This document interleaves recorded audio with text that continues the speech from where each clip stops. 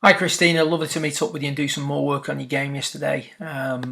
Challenging sessions in some respects, dealing with the shank issues that you've had.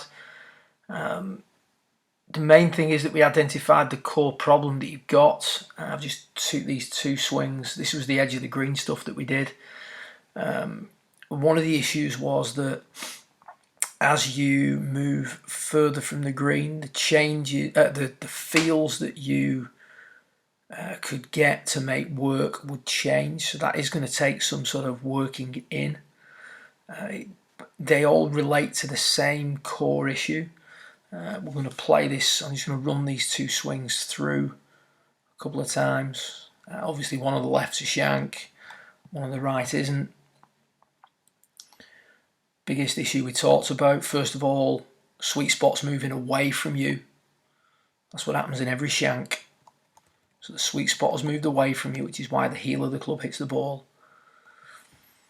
The knees, particularly the right knee, continues to drive towards the golf ball for too long, which causes the hips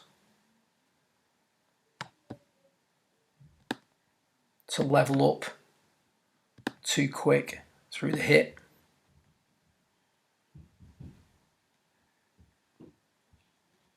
So you get that tucked under look, which causes the handle of the club to be moved upwards and away from you at too high a rate.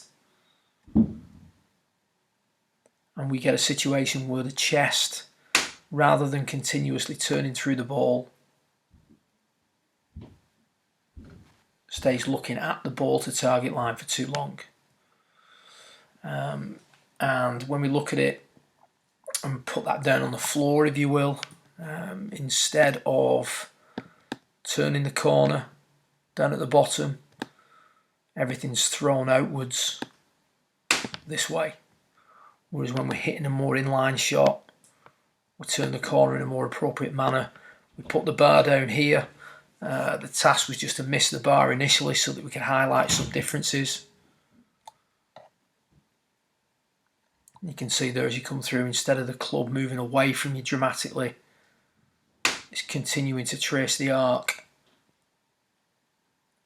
Both sides of the ball, hips don't tuck under as much, knees don't thrust towards the ball to target line as much, handle stays lower, hands continue to trace the arc both sides of the ball, and the chest unwinds more continuously through the hip. So once we got the pattern down, particularly close to the edge of green, we started looking at some other variables that you could look at, things that you needed to consider. First thing you started to do, once you got the action under control, you started to pull a lot of shots to the left. And what we discussed was that now the path's more in line, the club face's relationship to it. So here I'm asking you to just put the club in my hand.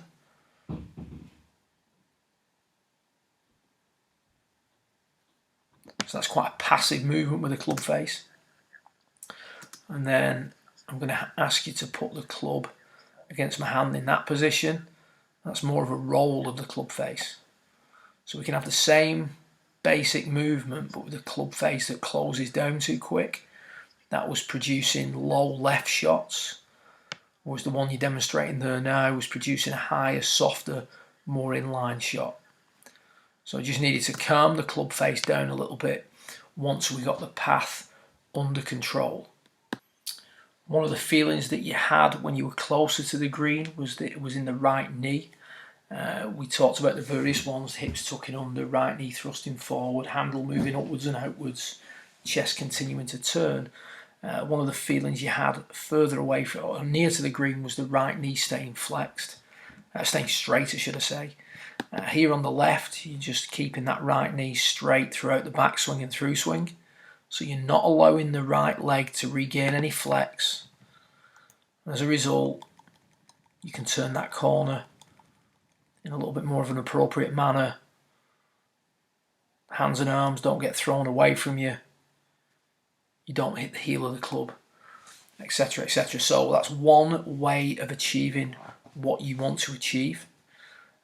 When we looked at it from a slightly different view,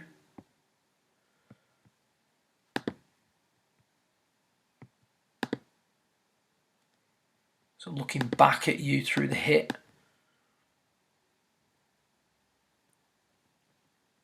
you can see with the bar in place, more centered contact, club tracing the arc through impact, hands staying lower through impact, chest continuously turning through impact. You found the moves easier to carry out with fuller shots than partial shots. Around the edge of the green, you got it pretty quick. You could do it without the bar pretty easily after an hour or so. The further away from the green you moved, as the feels changed, the more challenging it became. The key is to practice in an environment like you've got here with a bar down. We just need a bigger version of the move that you're looking at on the right hand side. The more you practice in that environment, an environment that doesn't allow the sweet spot to move away from you, that doesn't allow the right knee to overflex. If it did, you'd hit the bar. That encourages the handle to stay lower, trace the arc, and the chest to open up, the more familiar you're going to get with the feels. The feels can be different from shot to shot, from day to day, from yardage to yardage, but the main thing is that you learn to turn that corner down at the bottom, control the trajectory of the sweet spot, the path of the sweet spot into the ball. And as a result, if you can do that over and over again in practice, you're going to start to get the feels. Once you get the feels, you're able to execute things under pressure more and more often. Towards the end of your session, we just had a little look at your backswing. You've been working the knuckles or turning the knuckles under, closing the face to the path, trying to flatten out the lead wrist. You see there, you're doing a beautiful job of that. Top of the backswing, as good as you've had it. And that's not doing a drill, that's just you making your backswing, feeling that the knuckles are turning under a little bit. No excessive cupping in that lead wrist. As a result, the club now is much more in line, doesn't get out in front of you. Right arm's looking like it's releasing a little bit more comfortably as well. Approaching to the ball was pretty good on that one. A little bit of a pull draw, but nothing offensive. And really happy with the position you're in there at P4. And it was only a glance at your long game. We can develop that more through the winter months. Hitting the ball well at the minute. Got some tournaments coming up. Then a nice break. And then we're really going to get into it through the winter months. The short game, like I said on the day, be honest with yourself. At some point you will hit a shank again. The main thing is to understand where that shank comes from. And then immediately go and get in an environment that encourages the correct move and eliminates the move that results in the shank. Good luck with it. If you've got any questions, feel free to contact me. You've got the text, the email, etc. And if you do need a session between now and your next visit, and we can manage to get that in, feel free to contact me on that as well. Good luck.